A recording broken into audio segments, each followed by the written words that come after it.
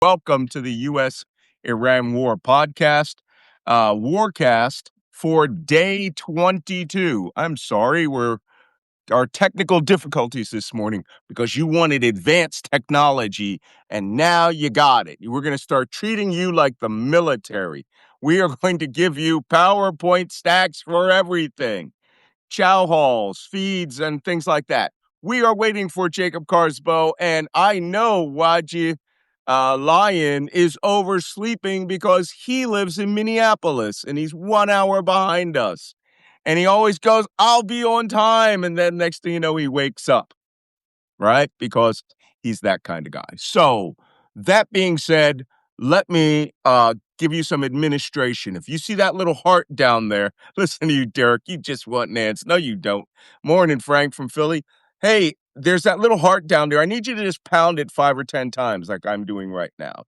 This changes the algorithm so that Substack's computer program sees that there are many people watching this and that you like it, and that means it feeds it out to more people. And we want people to see this podcast, right? So, with that, again, I have a pretty Substack stack for you now. I know you're missing half of me when I talk, but another funny thing about Substack is they do everything in the vertical. So let's see if Wajeeh is here. Does Wajeeh come up?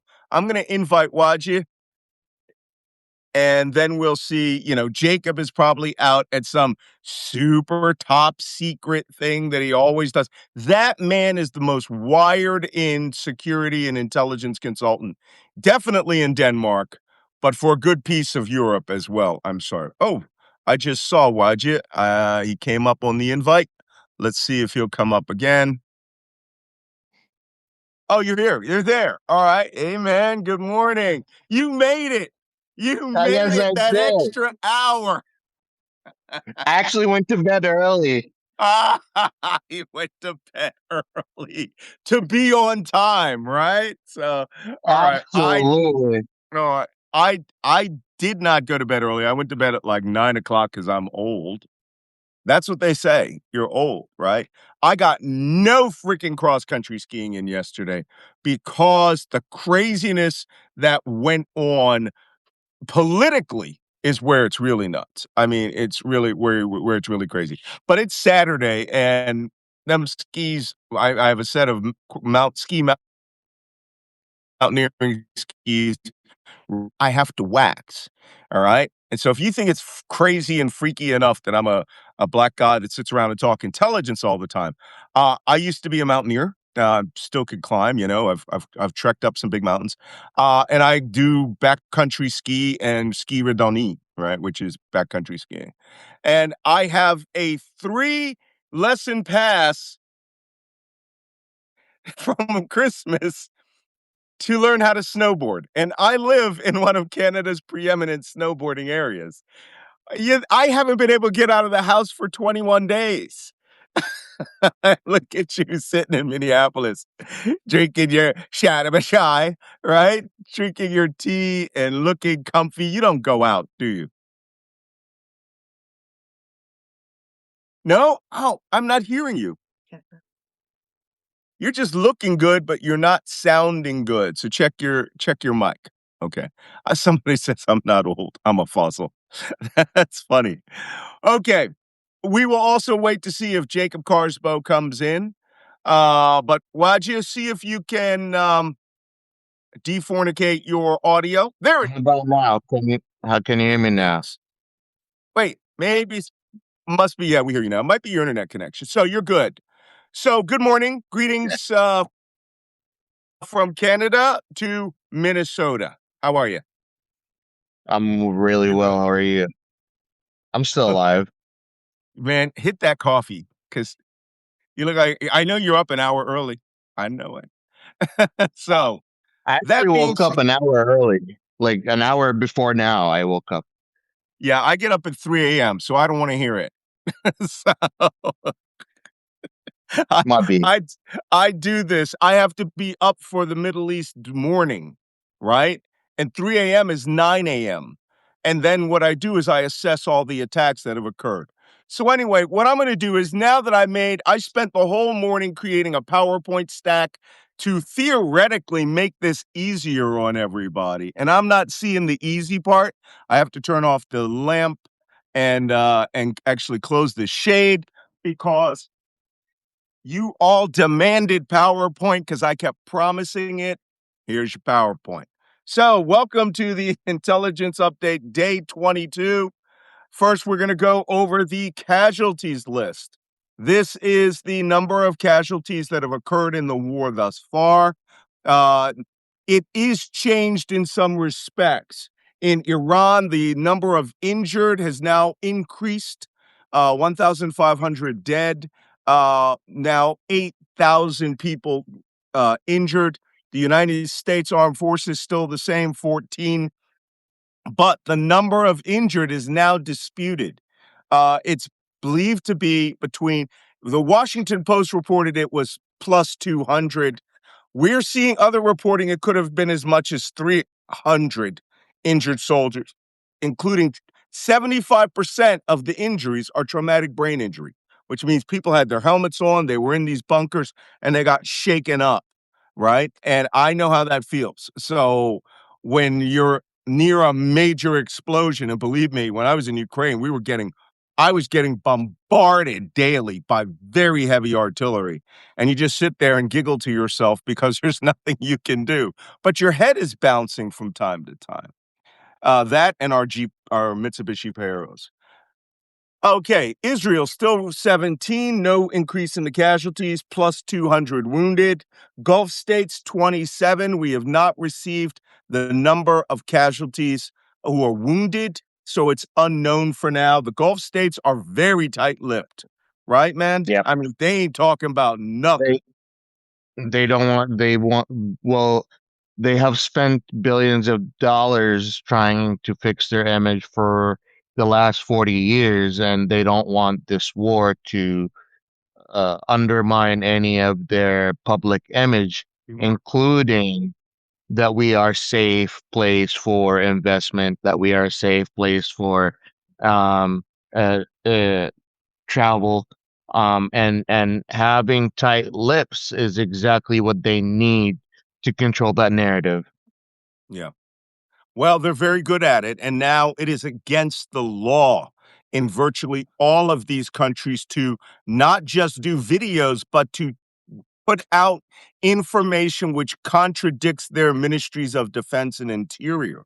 So if you come out and you say, hey, if you come out and you say, hey, there's 500 casualties in Dubai, they can come and arrest you. They've already arrested 19 people in United Arab Emirates for just doing videos of the last attacks in which none of the missiles got through. They just didn't want any spectacular video of Dubai being blitzed by IRGC ballistic missiles. Not only So, that, they don't care if you put it on social media or not. If you put it on WhatsApp with your family group, that's good enough for them to arrest you. Their idea is that any image that you take gives the Iranian government access to actual locations and more targets to hit. yeah, agree. Okay, as you can see, so the Gulf states, unknown number of casualties. Iraq still remains at 58. That is going to go up. U.S. forces are in active combat in northern Iraq using Apache helicopters, A-10 Warthog strike aircraft, and they are going to town with the Heshab Shabi, right? The Iraqi popular mobilization fronts, pro-Iranian Shia militias. So somebody says my head's in the way. Actually, we may have to go this way and move Yeah. myself here so that you can see the casualty count and see me because I ain't that great looking, but hey, I'm here operating the machine. So the Heshab Shabi, that's going to go up. In Lebanon, significant increase in casualties, 1,100 dead, over a reported 2,200 injured. That is a 200-person casualty from yesterday. And don't forget, Israel is sort of conducting operations in southern Lebanon like it's Gaza, and they are just leveling apartment blocks, and it's taking days to actually remove people out of there. And Lebanon, I'm it's now happening at the same time as this, but this is a completely separate war from what we're seeing here. So you need to recognize this is a completely different animal on a different scale that's being fought by Israel, who is taking advantage of this. And, they're viewing it as an opportunity to decapitate Hezbollah as well as their Iranian masters and to see if there's lines of communications between the two, right? Thing is, Yeah. I mean, I'm all about killing terrorists. I spent my entire career doing that. Got to start thinking about maybe we're sort of rampaging at this point, right? And when we get onto the Iran strikes, you're going to see that too. Okay, this is the price of oil. I don't know if you can see that very clearly, but this is the new oil matrix that we have here. West Texas Industrial crude, I'm sorry, West Texas Intermediate crude is at 98.23, a $2.68 increase since yesterday. Brent North Sea crude 112. I remember this yesterday. It was at 109, $3.54 just in the last 24. Murban crude, this is off of Oman, $146.40.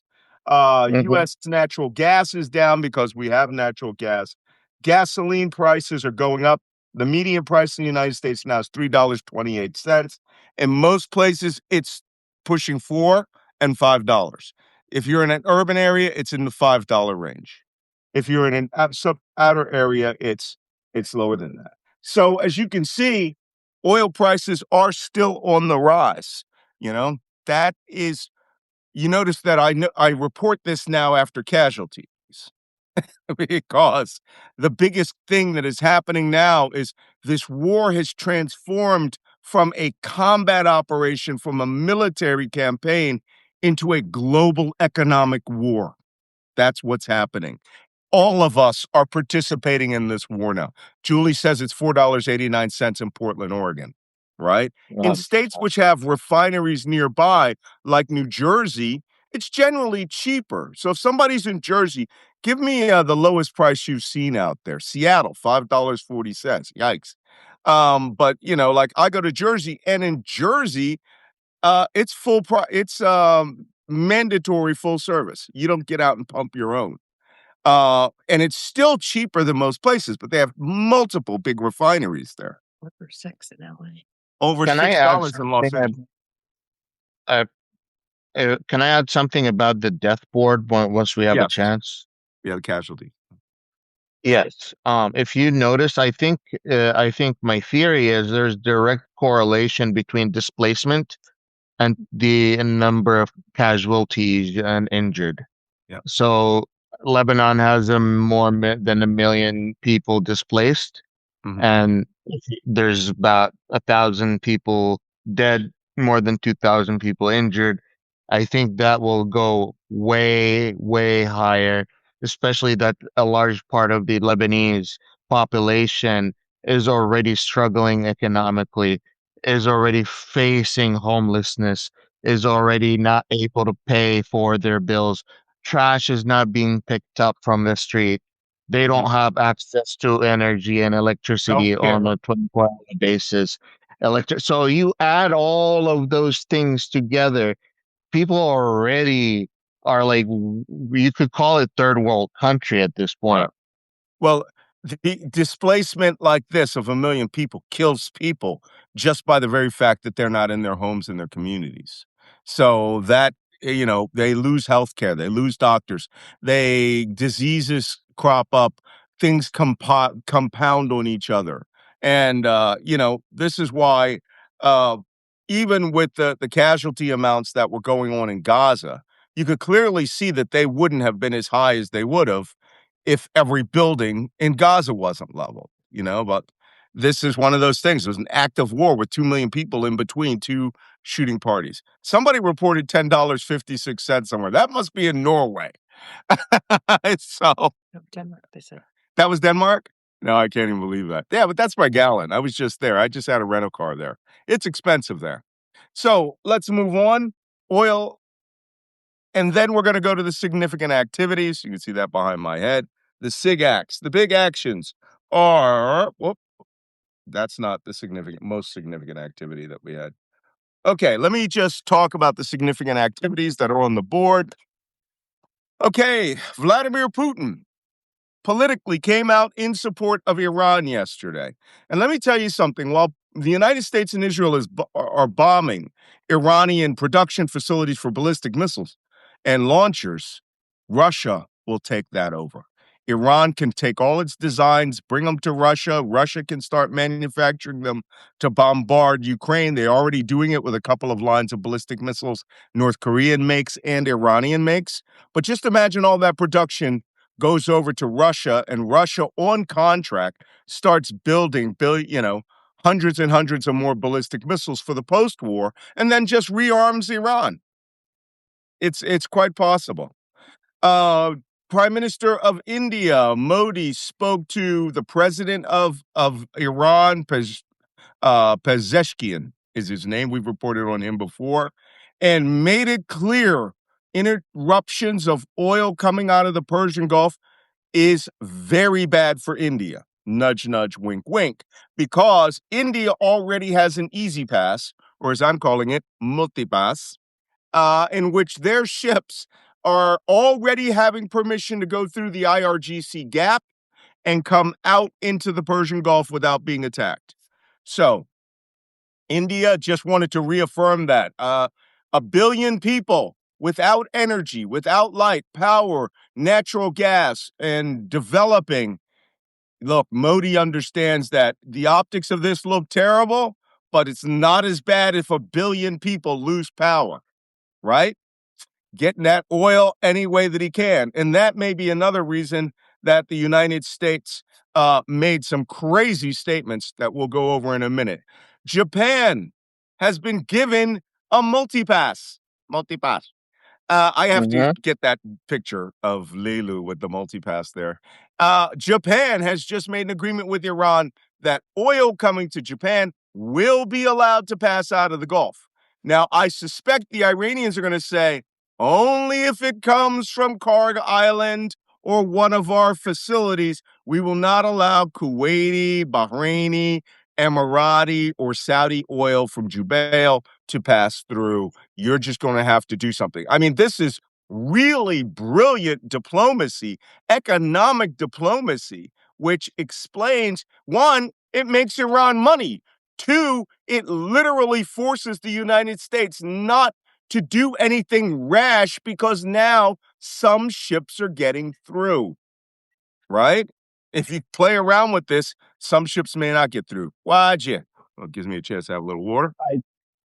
Did you see the news that the United States Treasury gave permission for Dude, Iran? that's coming. It's so crazy. It's so crazy. It's the Okay. first item under economic warfare. All right, let's go there. Let's go there. Scott Bessent, the Treasury Secretary, made an announcement, and we touched on it yesterday, that Iranian oil that was under sanction, if it is on a ship, like, the 10 ships at Kaarsbo Island, if it is on a ship, it will not be considered sanctioned oil. You can receive that oil, and which, by the way, is in the $150 per barrel range. Iranian oil is physical oil. It is not contract paper oil trading at $93. It's real oil in real barrels on real ships at real Iranian transshipment points. That oil's in the $150 range, right? We saw the Omani crude was 166 yesterday, and they were expecting that to go to 176. We haven't received reporting on it yet. But Iranian oil is real, and once it gets on your ship, you know what it's like? It's like, I mean, it's like you getting the most amazing deal on Facebook Marketplace, and they have that button.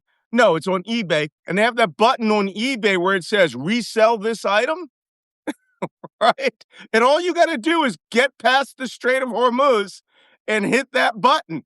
And your oil that you got for maybe on contract $100 a barrel, you can sell that for $150 a barrel. And there are people out there who think they're getting a bargain right now. So Oh yeah. Iran is making bank. Thank you, United States. And here's the second best part of that story. This gives American companies and shippers permission to buy that Iranian oil wherever it is. You can't make this stuff up. Yeah, you can. You can make this stuff up. Well, this Yeah. gives the ability for Iran to go ahead and buy back some of the upgraded Shahed drones from Russia, Let me tell you. just with that sale. Well, this also saves Russia, makes Russia crazy money. 3 times what the crude that they were exporting was worth is now going up there. Someone says Elon can afford a multi-pass. That's possible. That's very, very possible. Okay, those are the major significant diplomatic and political activities that are going on. Let's go on to U.S.-Israel combat operations. U.S. and Israel are still striking the coast. They are doing coastal interdiction now because someone suddenly realized the Strait of Hormuz actually can be closed by small boats. At day 20 into the war, they figured that out. And now they're sending little A-10 strike aircraft and helicopters to hunt down those boats, those high-speed small boats, what we call FIACs, F-I-A-Cs, fast inshore attack craft. That's the They official have phrase. 30,000 of those boats. Sorry, didn't mean to interrupt. 33,000. Get it right. But they sank 100. So and they're all hidden in What? people's garages. It's like, Hussein, take a boat home. It's like cops who park in front of their house because they got to have the police cruiser nearby when you're the county sheriff. Well, that's what they're doing with IRGC. It's probably got 3 missiles and 2 mines in his garage, and the kids are playing around them. I mean, They don't might laugh. be I've taking it seen out this to in go Iraq. fishing, and they go fishing with it to come back.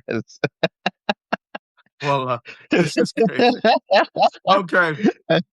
U.S. combat operations, we are maintaining our combat strikes. Now it's coastal because they figured out, oh, Donald Trump wants to go up and seize Kaarsbo Island in the Strait of Hormuz. Therefore, we should, at this time, start, I don't know, attacking the guys who are on the coast. Thanks, guys. This should have been day one, job one, a dedicated task force. But everything around the Strait of Hormuz and Kaarsbo Island seems to be some kind of, how do you put it, afterthought, ad Oh hoc. yeah. And my favorite part, we're going to talk about marine activity and Kaarsbo Island and the amphibious deployments shortly because it's created a lot of consternation. There are a lot of people out there who, Twitter, they say that X or Twitter produces a new block of experts on things every day, right? By your mere presence of being on Twitter or X, whatever you want to call it. And the worst people are the people that are paying Elon Musk for those blue checks next to their name.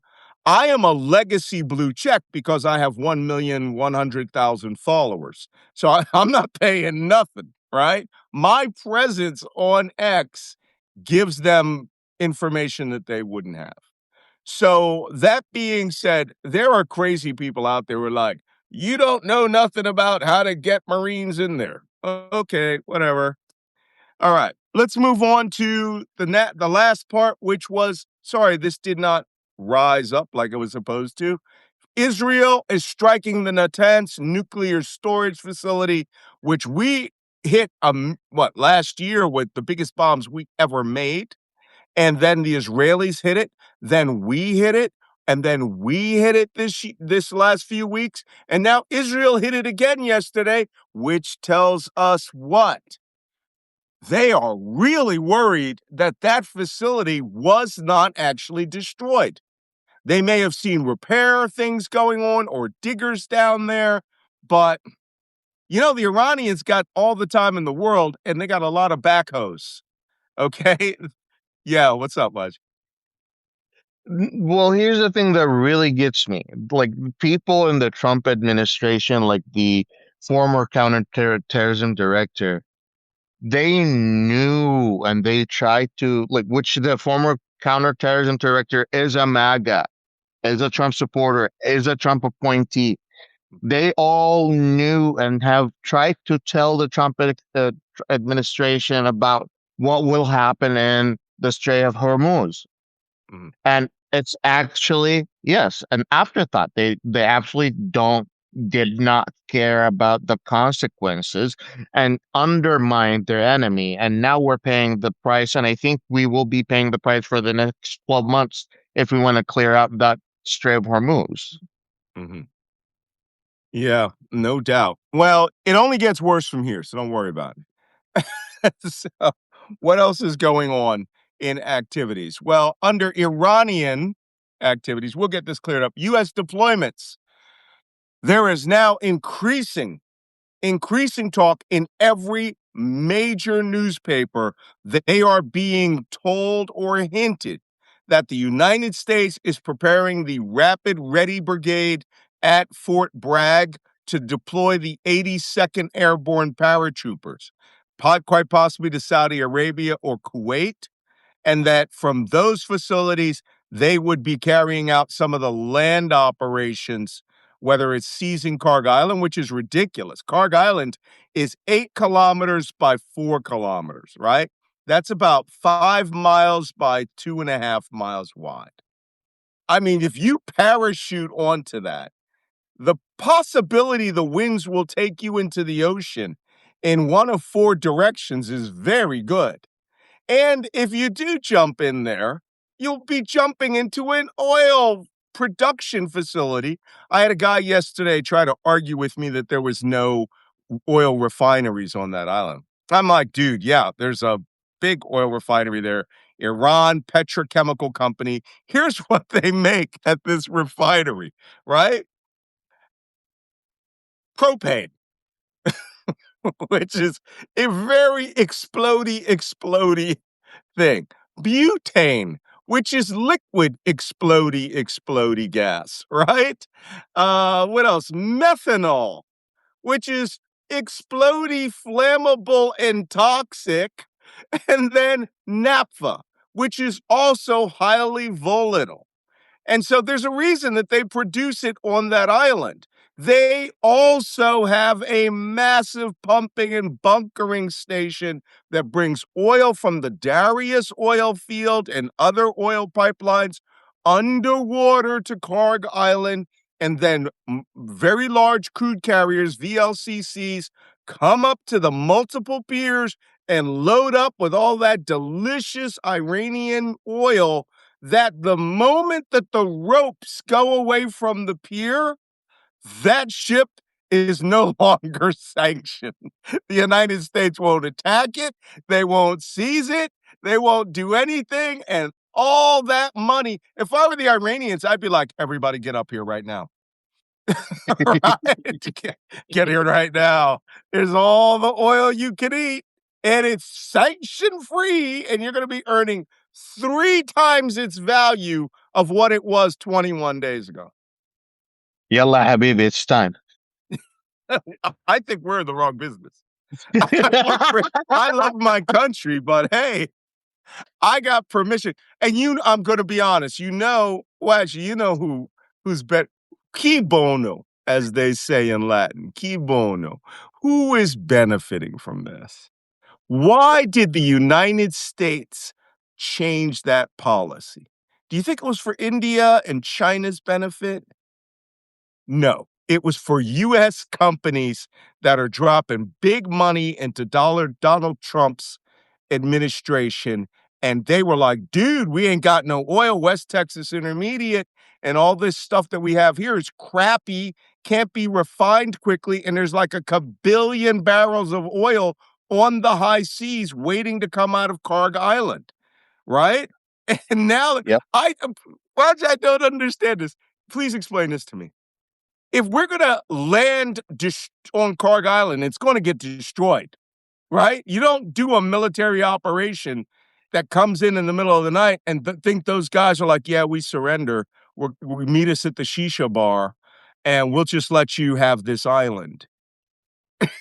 You know, I think I really believe that the United States is doing the Trump, not the United Trump is doing this with the full plan of leaving the Gulf nations hanging dry and facing the Iranian how? government. No, well, first off, look at Qatar. We talked yesterday about the Ras Laffan oil refinery. I actually have an update on that. I'm going to show you. The Ras Laffan oil refinery getting hit. And like the Minister of Energy said, he's no, the CEO of Qatar Gas, he said, we just lost $20 billion of value on a $26 billion Right. facility that was completed just 2 years ago. That now each of these um, machines that they lost, two of them, will cost them about $3 billion, one each, 1 billion each plus installation, and it'll take 3 to 5 years. Additionally, $8 billion each year of the 5 years of annual income. Lost revenue. May as well just be setting that gas on fire. Let it flare off. Because that's what you're doing. You're burning literally airplane full of money is being set on fire every day that he's not there. It's insane. Okay, so the 82nd Airborne may be deploying. We know about the deployment of the USS Bataan Amphibious Readiness Group. We talked about this yesterday. At normal speeds, it will take 30 days to be there. At flank speed, which is the fastest it can move, it can be there in 22 days, but you can't. Um, Somebody said, remember when you said you'd leave Twitter? I just monitor Twitter and I use it to harass people on the right who really harass me all day. I don't actually interact except to make comments about the political scene. I moved to Blue Sky, most of my personal comments. I got 250,000 followers on Blue Sky. I have 1 million on Twitter. So, you know, they hate it when they see me there. And by the way, we'll get to the end of this because a Republican congressman attacked me for my analysis about the Persian Gulf. That'll be interesting. Uh, Yes, Christina, you should remain off Twitter. I'm not telling you to go on Twitter. Don't go back to Twitter. Stay on Blue Sky and Substack, and you will be happier people. I will do the crazy stuff by reading all the nutty buddy stuff on Twitter. So many Nazis now. Jeez Louise. It's like you get better increases in viewability on X if you're a Nazi. I used to get regularly 10,000, 20,000 likes, which is like 300,000 to 500,000 views. I get 1,000 at the most, and they throttled my account to no avail. So, all right, but I'm there to make sure that I get information from various places, and I like to be a how can I put it, a counter crazy warrior. Next. So the Batan's coming. Karg Island. We have to talk about Karg Island planning. Yeah. A lot of crazy out there about Karg Island planning. If we wanted to just take it, we could have flown 6,000 Marines to Kuwait or Saudi Arabia, stationed them there, and then flown in their helicopter and their Osprey vertical, tilt rotor aircraft. We have that capacity to fly those numbers in.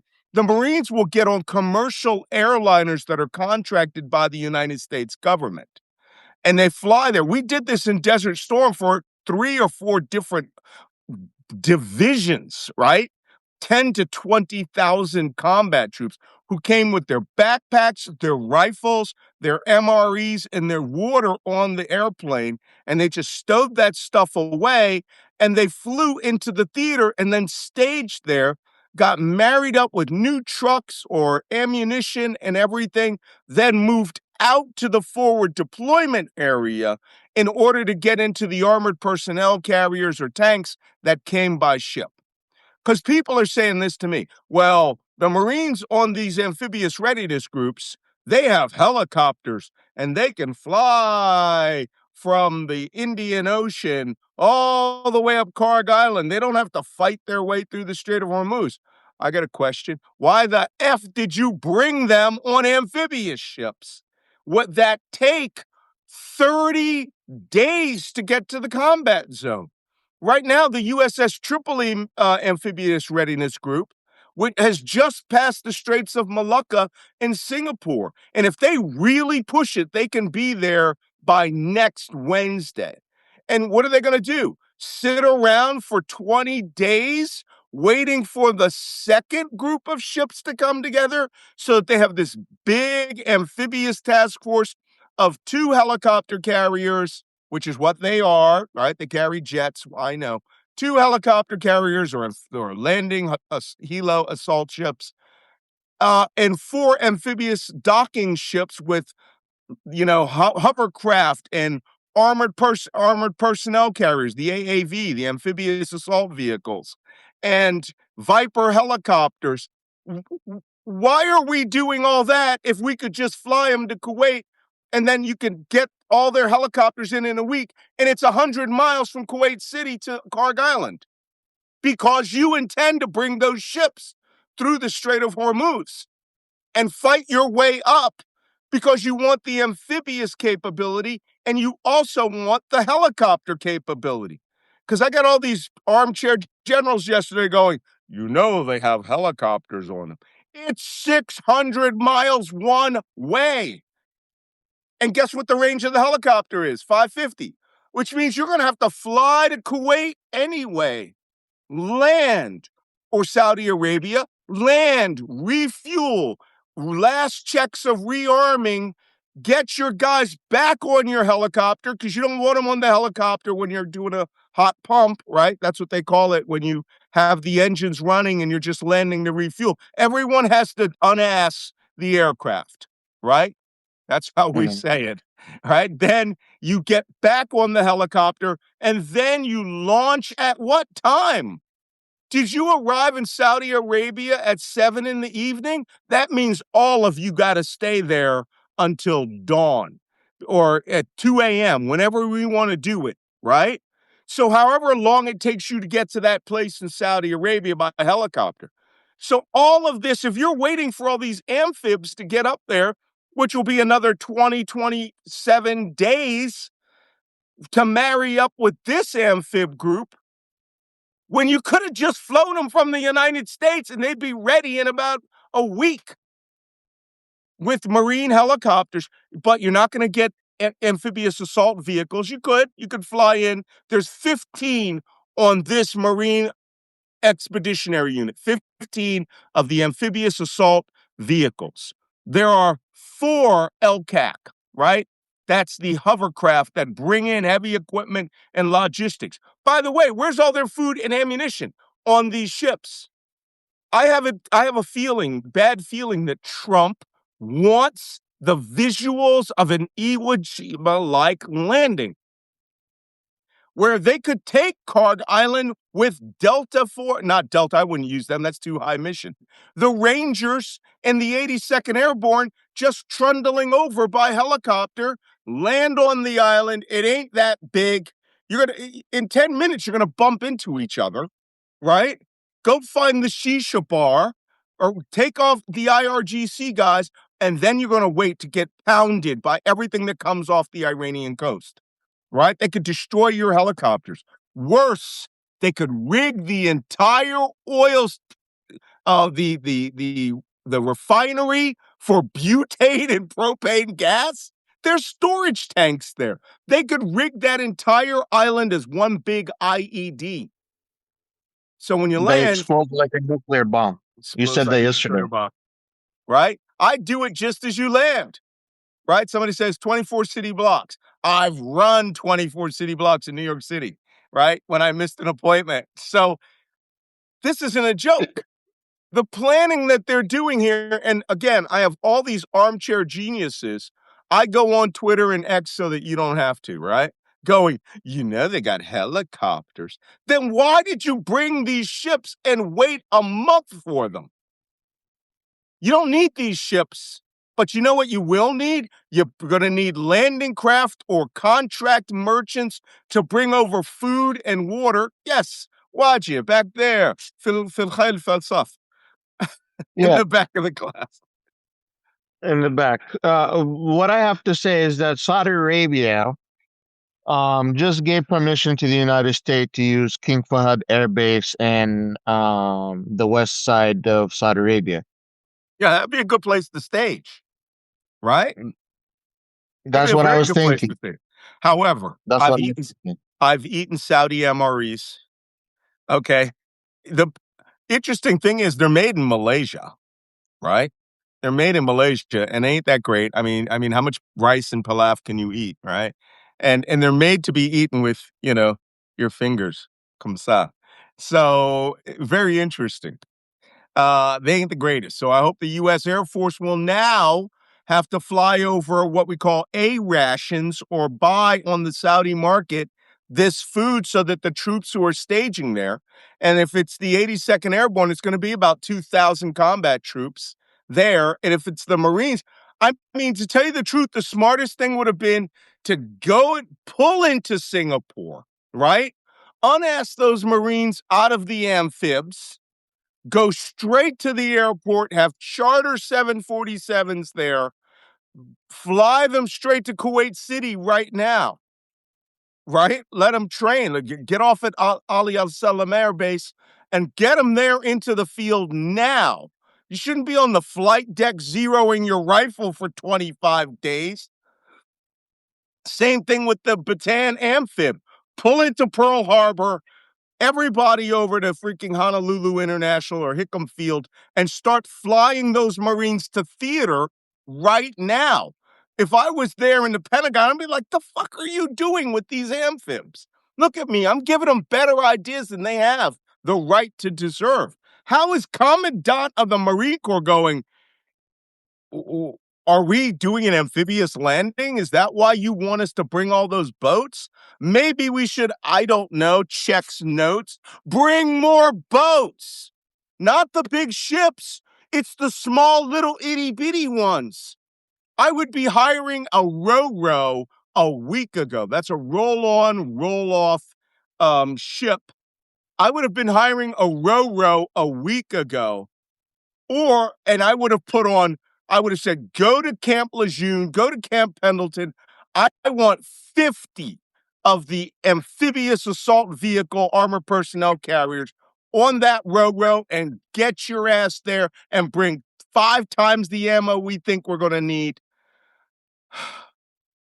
This is baby stuff. And I got Marines out there. I was a Marine. And why do you hate Trump? And, you hate America. No, I hate stupid. I hate stupid people. And I have seen enough in my experience. One guy goes, have you ever flown in a Marine helicopter? All the time for 20 years. I flew on. I was assigned to amphibious assault ships in many places, right? Preparing for hella-born assaults. We have our little super secret Marine unit, right? 1st Radio Battalion, 2nd Radio Battalion, the Army's intelligence, or the Marine Corps' intelligence branch that work with us. I'd fly around on their little UH-1 helicopters. It's guys, if you're gonna do it right. Don't, don't do it because the boss, Pete Hegseth, a guy who wouldn't even qualify in the Marines, he was a National Guardsman, wasn't even an Army reservist, right? Why aren't the Marines going, yo, yo, yo, I know you want Guadalcanal, you want Iwo Jima, but Iwo Jima was a slaughter that we raised the flag in. What you really want is Macon Island, one of the first raids the Marines did in World War II. Go in there, raid, kill Japs, leave, right? You Well, might get Tarawa, which my, my question to you, here's the thing. you got me The on a United base. Look what States, happened.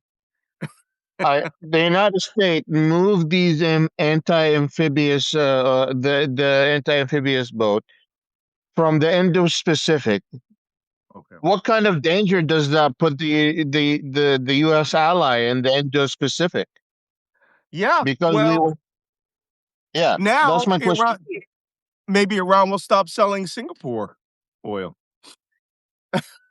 Or well, Malaysia has oil, so they don't really need it. But the point is, we don't think through this. Is none of you can tell me this was part of the original plan. It was not. It was not. There is no way you will ever convince me of that. Because if it was part of the original plan, this stuff would have been in place on day one or a week before the war, right? Sorry, I got to sign in. What do you think, man? How did I want to ask you this. There's a lot of Mm, talk about the Saudis wanting to jump into this yeah, militarily. yes, the Saudis and the United Arab Emirates. They're very very close to being pushed over. I think, They don't like being pushed around by specifically by Iran because they have had that long rivalry, but also they have to save face with their population in terms of we can fight back against the Iranian regime because they have been pushing that type of rhetoric for a very long time. And then in addition to all of that, they have given Iran multiple red lines, and Iran ignored them. And if they keep giving red lines and Iran ignores them, then what's the point of giving a red line uh, and giving warnings? So yeah, it's time to head back. So the first thing they did was it was yesterday. They allowed the United States to use the King Fahd Air Base. That was not 2 weeks ago. That was just yesterday. yeah. You know what? I'm gonna make a prediction right here. Okay, Mm. I'll make a straight up prediction right here. The Emiratis are going to take Abu Musa Island back, but they're going to take it after the Marines clear it. Because Abu Musa Island was this small island off Ras Al Khaimah that it was Emirati forever. And I believe I got there, I moved there in 2006. I want to say around 2000, the Iranians took it. And it was just it's a tiny little rock that has fishing boats, old fishing dhows would go there. You could go there on an afternoon jump, just to go out. And the Iranians took it and made it an IRGC radar base. And so between Lesser Tuam, Greater Tuam, and Abu Musa is this little triangle that the merchants would have to go through. And it gives them great intelligence about what's coming through and what's not. The Emiratis have been big mad about that for a long time. They want that island back, and they can take it once the Marines have taken it. The problem is when America leaves, Iran's going to remember that. And you may wake up with your 100-man garrison there being stormed by 300 or 400 IRGC in a boat, and they take that island back, and now America's gone. Right? I don't know. And you could start a war between Iran and the UAE alone on that. That's why they let them take it, because Iran is just was at the time way too powerful. Okay, that's crazy talk. Karg Island planning. US deployments, we talked about that. Oh, I'm sorry, I'm going the wrong direction. All right, I just want to point out to people something. I have this picture of these helicopters here on the Karg Island planning. Um, I'd hate to say it to some of these armchair generals that are out there who are giving me advice about how to fight the Iranians in the northern Persian Gulf, even though I've done that already. But here's something most of you don't know, and it's an entire chapter in my memoir. All right. There were three operations in the 1980s where we engaged Iran in combat. Four, if you include praying mantis, where we engaged Iran, and we did it because they were planting sea mines and had Iranian Revolutionary Guard boats running all over the place. We actually had a secret mission going on there to interdict Iranian mine layers and Iranian small craft. And the name of it, for those of you who don't know, this helicopter here is representative of what kind of helicopters we could use there. The name of that operation was called Prime Chance. Prime Chance, we secretly set up 2 at-sea bases. I can now talk about this because my memoir just went through a 22-month clearance of all the secrets that are in it. And anything that's in there that they didn't black out is, as far as they're concerned, is went past the 25-year limit. Operation Prime Chance is where we set up 2 bases, Brown 7 and Barge Hercules. These were big, giant, industrial floating things. It's on Twitter. The Night Stalker, the 160th Special Operations Regiment, they have a whole page outlining the history of this. So this has been cleared long ago. We set up bases, mobile at-sea bases that had helicopter landing pads, machine guns, small boats, right? We had SEAL high-speed boats. And what they were doing along with U.S. destroyers and frigates was what we call bowling for bog hammers, right? They would hunt down high-speed boats and Iranian Revolutionary Guard Corps soldiers and kill them, right? We'd see them out in the water. If they had any hostile intent, if they fired in the air, these little bird helicopters were the ones that were being used. They not only flew off those platforms, they flew off my ship. We had a little bird hidden in the tail, and we would steam up to an area of operations, and they would get this alert order, and they would go out. Malcolm, that's amazing. Why do you know that? Because the only top secret space that the 160th SOAR pilots could use was the cryptologic spaces for the the cryptologist. We had the most top secret stuff. We also had a red phone. So, red phone, secure communications back to Washington and these guys' headquarters. And when it was time for them to spin up the engines and go out and kill boats, they were coking and smoking either in the wardroom or in the skiff, listening and speaking to their commanders, getting their orders, and they would just go, "Okay, guys, see you later." And they would run downstairs and they would jump in their little bird helicopter and they would take off and they would meet 2 or 3 other little birds and with rockets and machine guns go hose down Iranian Revolutionary Guard Corps helicopters. I mean, not helicopters, small boats. Happened all the time. One of those small boats taught us something we didn't know.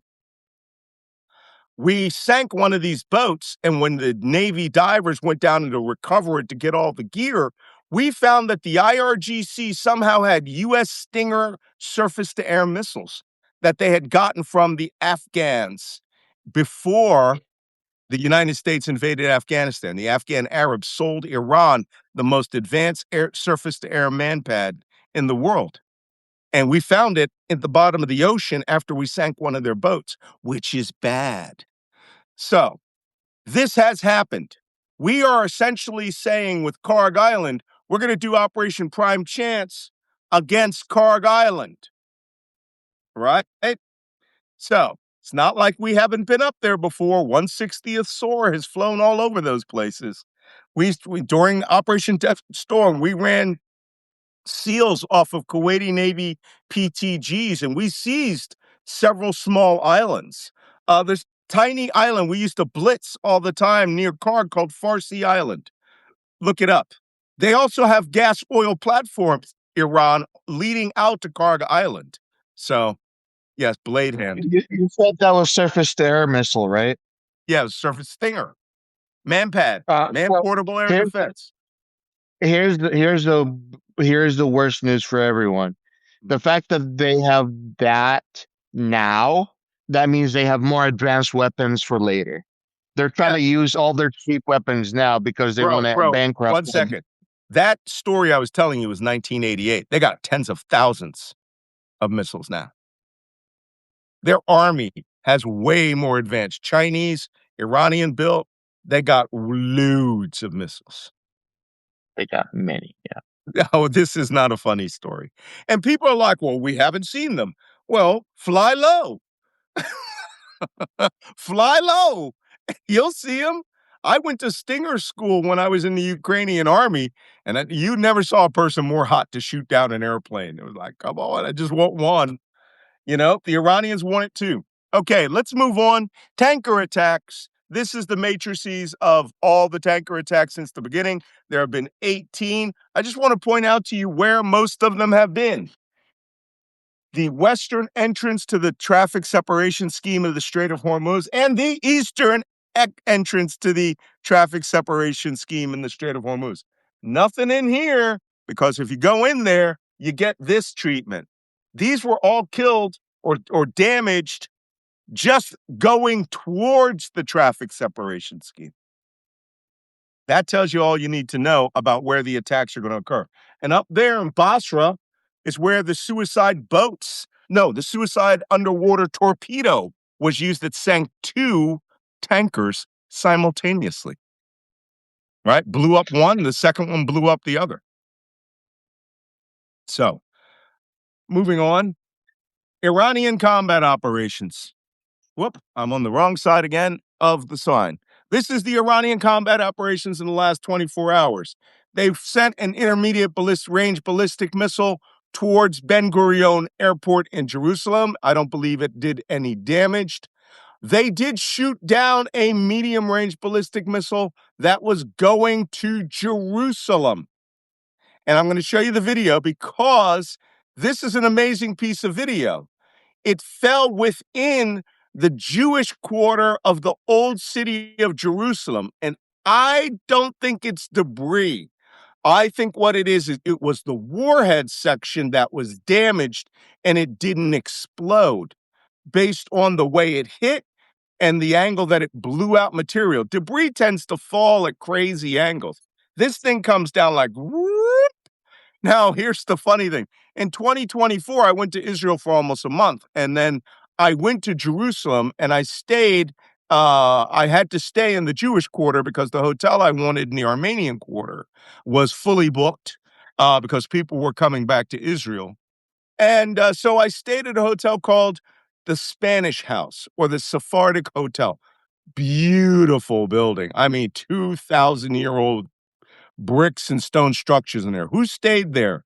Uh, Lord Elphinstone, Lawrence, T.E. Lawrence, Lawrence of Arabia, everyone who chopped up the Middle East into the French, British zones there. It was a colonial space. They have pictures all over the place, of people who were famous that stayed at that hotel, who were the people that divided up the Middle East. Just stunning being in there. That missile missed right out the front door of that place, maybe 50 feet, and it didn't blow up. Had it blown up, it would have been very bad because the spot that it hit was the bus stop. The entire time we were in Jerusalem, I don't think I've ever seen that bus stop empty. And just beyond the bus stop is a parking lot and is all the housing for the yeshiva students, right, who live in Jerusalem, who have families. It's near Zion Gate. If any of you know about where things are in Jerusalem, I'm going to show you where this hit. And I mean, as soon as I saw it, I said, that looks like the park out the front door of the hotel. And it turns out it was. Uh, Here we are, Safari. Go to X, and I'm going to show you this video. It is there's actually a couple of videos I want to show you here today, but that missile hit in Jerusalem is unhealthy. Let me see. I didn't have it queued up, so I have to look it up. And I don't know if the listeners know how far these torpedoes could go from Iran. They could go up to about 18 miles. Yep. Oh, thank you. Hey, Marcus. Just some of my friends. All right, this is the Jewish quarter of Jerusalem. This is the walls to the old city here. I know this road. It's like Hayat Talam Road. I can't recall it. This is the park that's submerged. And this area here, that's the roadway. The Sephardic Hotel is this. I don't know if you guys can see me, but it's that whole area there. This is the bus stop there. And I'll play this a couple of times because this could have been a massive tragedy. I don't understand how that bus stop's empty. Maybe, oh, damn, I'm an idiot. Air raid. And this is why you go to an air raid shelter. God, in Ukraine, we had so many air raids, we just went about our business most of the time. So, air raid. So, here's the missile. Wow. That's it right there. It hit the bus stop. I'll play it again in a moment, but wholly unhealthy. Bang. Um, just it had that high explosive warhead been on that missile, um, it likely would not have killed a lot of people. It would have blown down the wall here in the old city. Now, I'm just going to lock this so you keep seeing that missile. If you go that way 100 meters, that is the gate leading into the Jewish quarter. If you go another 150 meters, no, another 50 meters from there, it's the oldest synagogue in Jerusalem. If you go another 200 meters, that's 300 meters from this, not 1,000 feet, you would have been at the Wailing Wall, right? The West Wall in Jerusalem. If you go another 100 meters, it would have hit the Dome of the Rock and the Al-Aqsa Mosque. I mean, I'm not sure if that's debris because it is. You can actually, if you watch the video carefully, you can see it coming. I think it was probably a warhead section that didn't detonate. So Jerusalem ate that yesterday. Okay. And I'll take us back to our PowerPoint because I know that's what you guys are really here for. You're here for the PowerPoint, not for the color commentary. Okay. Iran's ballistic missile launches yesterday. They did do ballistic missile launches against the Gulf states. Oops. Sorry, it's turned into a show. I have to take it off from a show to presentation. And impressively, Gulf states have been doing about 90 to 80%, above 90%, sometimes in interception rate.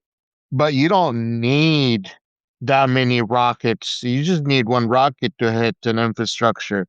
So they could be hitting 99%, but if that one rocket hits that one really vital spot, then the whole country's down.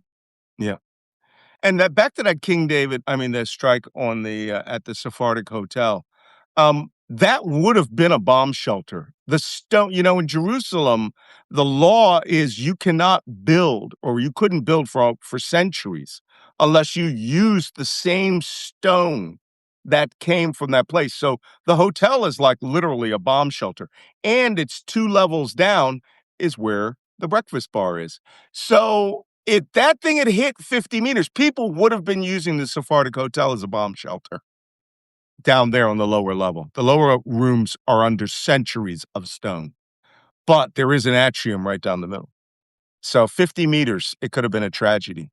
Oof, I don't like anybody getting hit like that. So moving on. United Arab Emirates had 3 ballistic missiles launched at them yesterday. And how many drones is that? 8? 8 drones fired at them. They intercepted all of them. Saudi Arabia, it was drone day for Saudi Arabia. I noticed that they fired them on the Eid al-Fitr, right? The Yes. last day of Ramadan, the holiday party. I'm not sure that was a wise strategy, but they fired 50 drones at Saudi bases there. Kuwait reports that they intercepted short-range ballistic missiles. They don't say how many of them. And the American Embassy Baghdad, it's a shooting gallery. Every night, getting hit.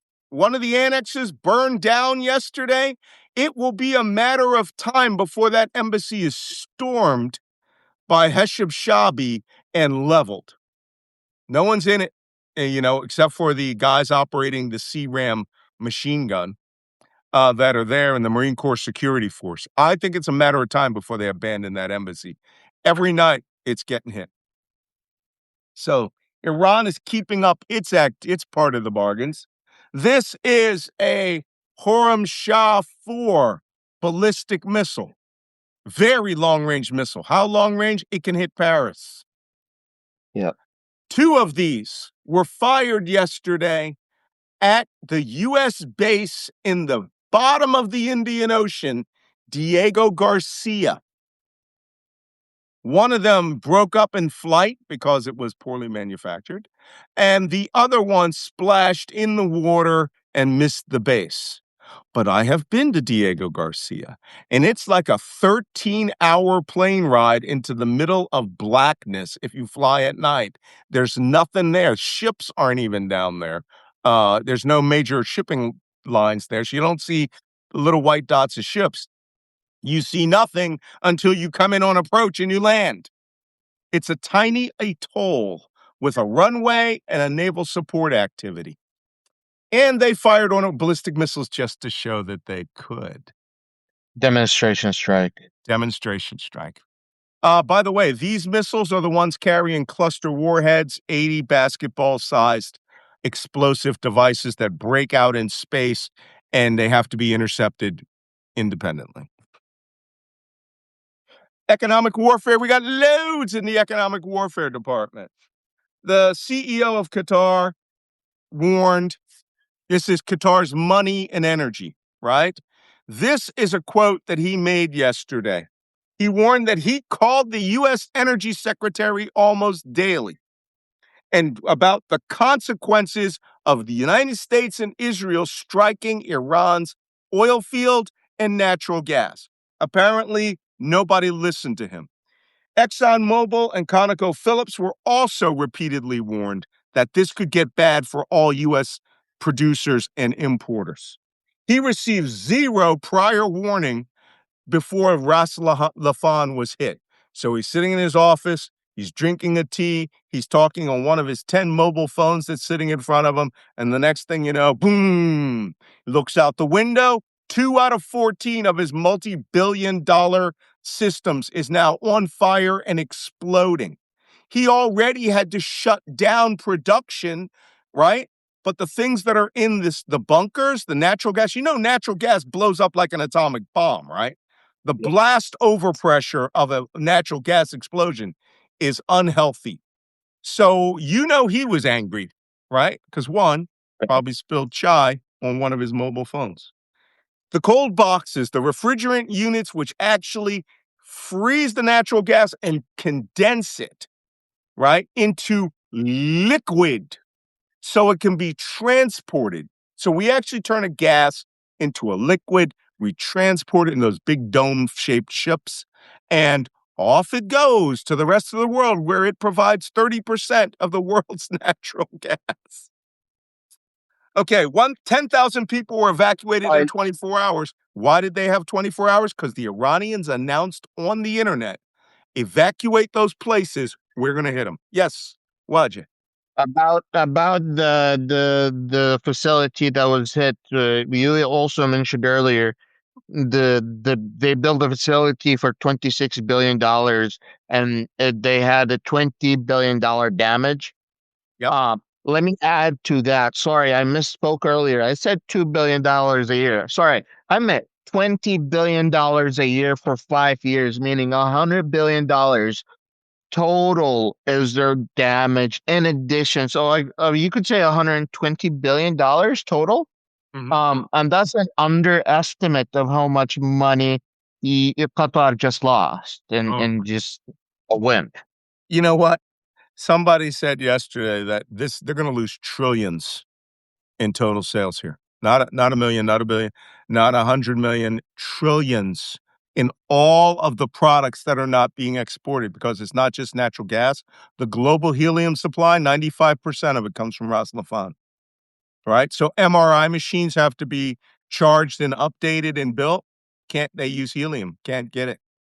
All of the generic medicine in the world, the byproduct chemicals come from the Gulf states, and goes to India.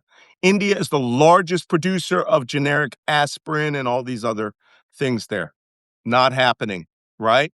We talked about butane, we talked about propane, we talked about naphtha, we talked about urea, right? Nitrogen, which is the largest, one of the largest exporters of fertilizer, Ras Laffan, down. And now that the Saudi Arabia has lost the Yanbu pumping facility on the western side due to Iranian ballistic missile and drone attacks, virtually nothing is coming out of there. United Arab Emirates, they are zero on their gas fields. They had to because they got hit. The Shah gas field near Liwa got hit. Man, I'm telling you, Al Ruwais refinery got hit. These guys are waging economic warfare. This is a war against the economies of those countries to remind them that this is what you get for dealing with the United States and Israel. And it can get a lot worse. I mean, gas could go oil could go to $200 a barrel at the spot market when you're buying it physically in Oman easily. They're already I talking was the about that. first to predict that. I was the first to predict that. Mm. Also, Malcolm and I were some of the first people that discussed the possibility of the Yom pipeline being hit. And Yes. and guess what? It did get hit. And the Habshan Fujairah pipeline in the United Arab Emirates got hit. No oil's going out from nowhere. The only people that got oil is the Omanis. And let me tell you something. This is smart warfare. When you blow up the bunkers at Fujairah, so the Emiratis can't put anything out, then you blow up the oil that's being pumped across the country so that only oil that's there is what's in Fujairah. Then you go to Salalah, Oman, their principal exporting port, and you blow up the bunkers, the oil storage there, which makes a pretty picture. But now the spot amount of oil for Oman, they're actually making Oman rich. Yesterday, it was $166 a barrel there in Salalah. And that's real oil. That ain't paper contract oil from a month from now. That's real oil. You can go, yo, bro, it's like your crack cocaine there as opposed to it coming from Brazil or Colombia in a month, right? People are buying and paying for it in big numbers in Oman. Now, it looks like, oh, they hurt their the company that was the country that was helping them, Oman. No, they just made Oman big rich. It's like, hey, look, this is gonna look bad, but y'all motherfuckers gonna be smart. Qaboos, Sultan Qaboos in his grave is like so upset, and he didn't get all that fun during his lifetime. I know. So we already talked about the diplomatic parts of this. So now I'm just gonna go to a couple of videos that I think all of you need to watch. And that is, like I said, I go on Twitter X so you don't have to, because it is a cesspool there. Okay, there is a great video yesterday that somebody built. I'm going to hold off about the terrain map of Iran. Okay, and I want to see if this works. Yeah. Oh, Anytime Malcolm has to show us something on the screen, I have my face on the screen. 1 second.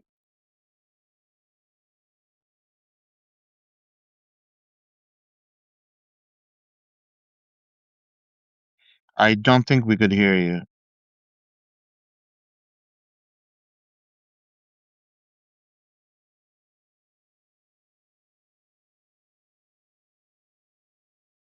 No. Mm.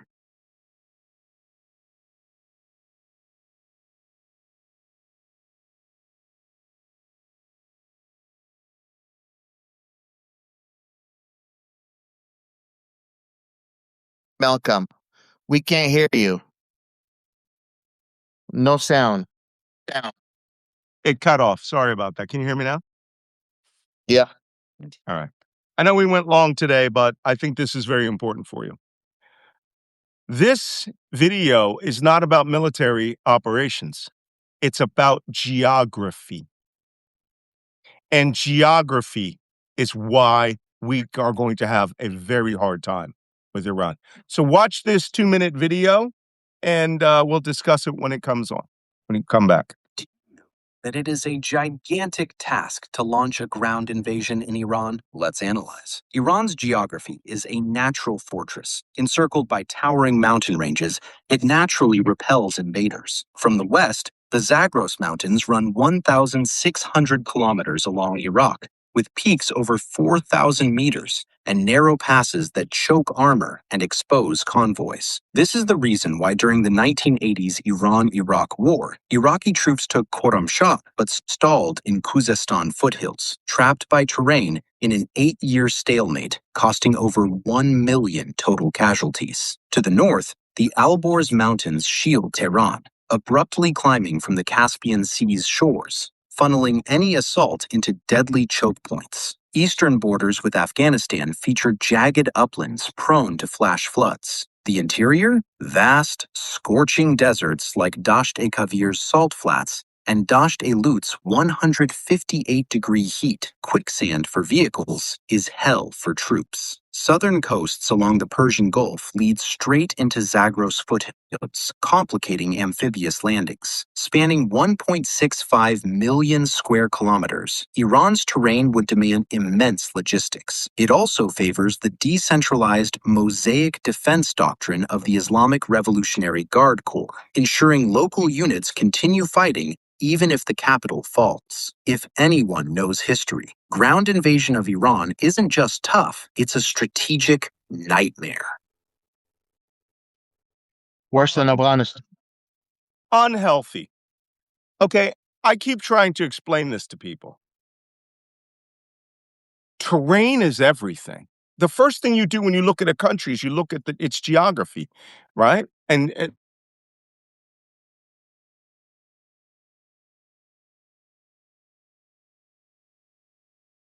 Um, Looks like Malcolm is having unstable connections. I apologize for this inconvenience. I think he's about to fix his connection and come back.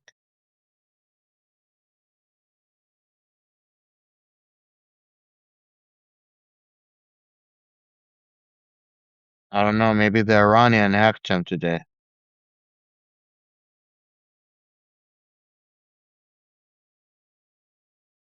Uh, yeah, I am on. I'm just waiting for Malcolm to be back.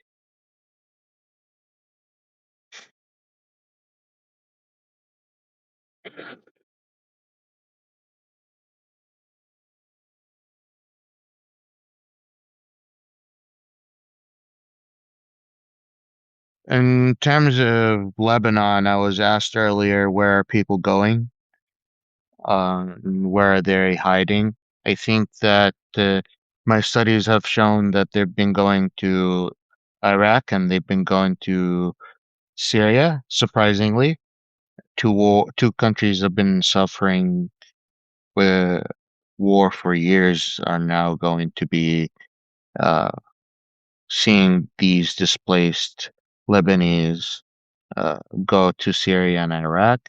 Iraq might see a little bit more because there's a larger Shia background than uh, you have in Syria. So that's just one of the answers that I received earlier that I wanted to answer.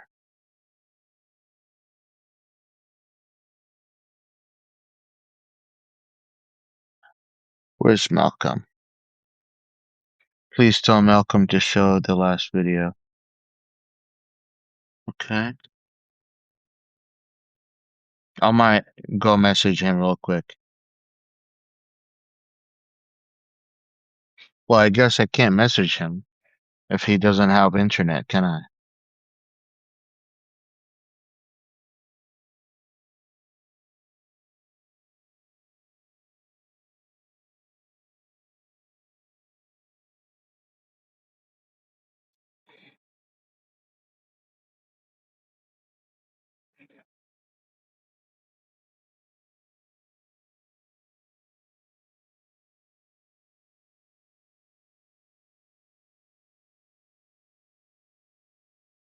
Invite me.